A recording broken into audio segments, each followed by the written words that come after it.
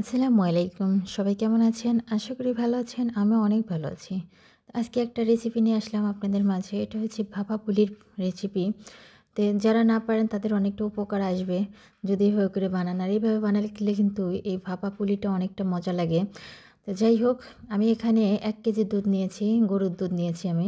গরুর দুধ নেওয়ার পরে এটা জাল করে আসলে অর্ধেক বানিয়ে ফেলেছি।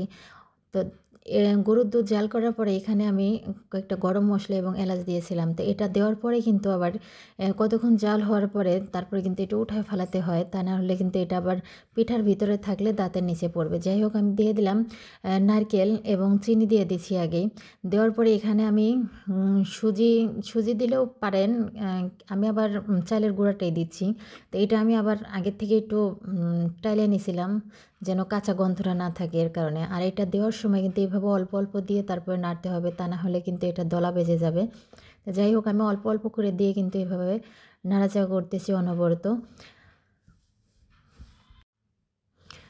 তো দিতে, দিতে কিন্তু আপনার এই গুঁড়াটা দেওয়ার পরে কিন্তু দেখবেন এমনিতেই ঘন হয়ে গেছে অনেকটা। তো ঘন হতে, হতে এটা কিন্তু অনবরত নাড়তেই থাকবে। তা না হলে কিন্তু নিচে লেগে যাবে। এটা যখন দেখবেন যে প্যানের সাথে থেকে এরকম প্যানের গা থেকে উঠে চলে আসছে, তার মানে বোঝা যায় যে এটা হয়ে গেছে।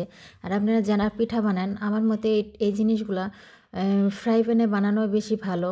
মানে ফ্রাই প্যানে বানালে একটা উপকার যে এটা আসলে পোড়া লাগে না বা এটা সুন্দর মতন হয়ে যায়। যাই হোক, আমি এই মেশিনটা গত বছর কিনছিলাম এই পিঠাগুলা বানানোর জন্য। যেহেতু আমার ঘরে সবসময় পিঠা বানানো হয়। তো তার জন্য তাড়াতাড়ি করার জন্য এই মেশিনটা বানাইছিলাম। কিন্তু আমার কাছে মনে হচ্ছে এই মেশিনটা আসলে কোনো কাজের না। আসলে অনলাইনে কারোর মানে সহজে কোনো জিনিসে বিশ্বাস করতে নেই। আমি অনেকটা আশা করি এটা, আর ওনাদের অ্যাড দেখছিলাম এত সুন্দর করে বানাচ্ছে, তো ওটা দেখেই কিন্তু আমি এটা কিনছিলাম। কিনে আনার পরে কিন্তু আমার এটা ভাইঙা গেছে অর্ধেকটা, এক সাইডটা। যাই হোক, আমি এক সাইডে ধরে, ধরে পরে বানাইছি। কিন্তু দেখেন একদমই ছোট, ছোট হয়। আসলে আমরা বাঙালি। আর আমরা আমাদের কাছে হাতের জিনিসই ভালো। এসব মানে আধুনিক যুগের মেশিন প্রয়োজন পড়ে না। আনছিলাম অনেকটা আশা করে, কিন্তু দেখি যে এই মেশিনের থেকে আমার হাতে বানানোই বেশি সুন্দর।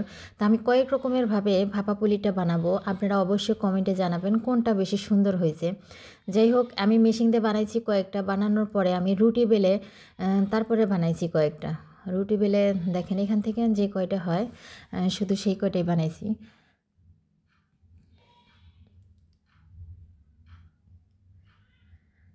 আর এটা কিন্তু আসলে মূলত বানানোর নিয়ম কিন্তু এইভাবে না, বানানোর নিয়ম অন্যভাবে। তো যাই হোক, এটা কাটার পরে আমি শুধু ২ টা পিঠা বানাইছি এইভাবে। তো বানানোর পরে আমি কিন্তু একটা ডিজাইন দিয়েছি সাইড দিয়ে। এটা অবশ্য অনেকে দেয়, আর যারা পারে না তারা দেয় না। কিন্তু আমি আবার এই পিঠাটার মধ্যে এই ডিজাইনটা দেই, কারণ এই পিঠাটা কিন্তু সৌন্দর্য আমার কাছে মনে হয় এই ডিজাইনটা। এর কারণে আমি এই ডিজাইনটাই উম দেই। যাই হোক, এখান থেকে আমি রুটি বেলে ২ টা বানাইছি। বানানোর পরে তো ডিজাইনটা করার পরে এখন আমি অন্যভাবে বানাবো, সেটাও আপনাদের কাছে দেখাচ্ছি।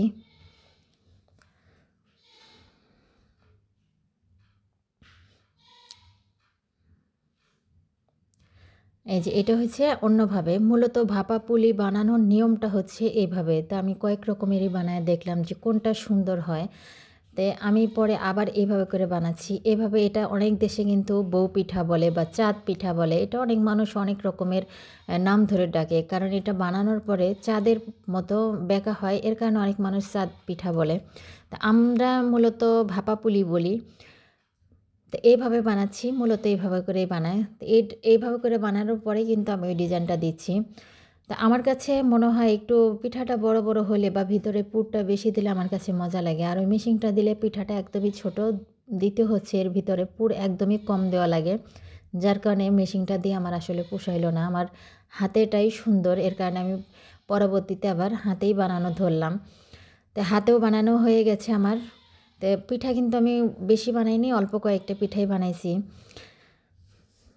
আপনারা যারা আম বানায় খাইতে চান, আমার মতে এইভাবে হাতে বানানো তারপরে খাইতে পারেন। কারণ এটা মূলত হাতে এইভাবে করে বানাই দেখেন। পুরা চাঁদের মতন হয় বলে এটা চাঁদ পিঠা বলে অনেক মানুষ। তারপরে আমি রাইস কুকারে এটা ভাপ দিতে দিয়েছি। যাই হোক, এই দেখেন আমার এগুলা ভাপ দেওয়া হয়েছে। এটা হচ্ছে আমার রুটি বেলা ২ টা। এগুলো হচ্ছে মেশিনের পিঠা। মেশিনে বানানো এই কয়টাই শুধু বানাইছি। আর এগুলো হচ্ছে আমার হাতে বানানো। অবশ্যই কমেন্টে বলবেন যে কোনটা সুন্দর হয়েছে বা কোনটা ভালো দেখা যাচ্ছে। সবাই ভালো থাকবেন, সুস্থ থাকবেন। আল্লাহ হাফেজ।